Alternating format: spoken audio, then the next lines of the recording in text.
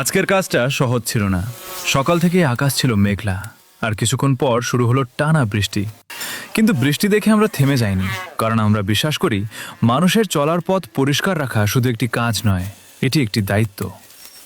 আকাশ ভরা কালো মেঘ, চারদিকে টানা বৃষ্টি, কাদা আর ভেজা রাস্তা। এমন আবহাওয়ায় অনেকেই ঘরের বাইরে বের হতে চান না, কিন্তু মানুষের চলার পথ পরিষ্কার রাখার দায়িত্ব থেকে আমরা পিছিয়ে যাইনি।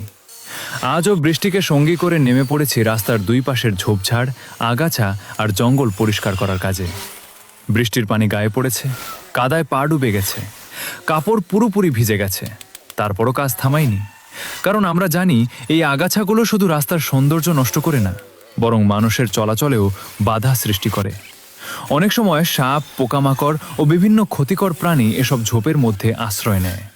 তাই এই জঙ্গল পরিষ্কার করা শুধু সৌন্দর্যের জন্য নয়, মানুষের নিরাপত্তার জন্যও খুবই গুরুত্বপূর্ণ। একটি পরিষ্কার রাস্তা একটি সুন্দর সমাজের পরিচয় বহন করে। আমরা যদি সবাই নিজের আশপাশ একটু পরিষ্কার রাখি, তাহলে আমাদের গ্রাম, শহর এবং পুরো দেশ আরও সুন্দর হয়ে উঠবে। পরিবর্তন শুরু হয় ছোট ছোট কাজ থেকে, আর সেই পরিবর্তনের অংশ হতে পেরে আমরা সত্যিই গর্বিত। বৃষ্টির কারণে কাজটা ছিল অনেক কঠিন।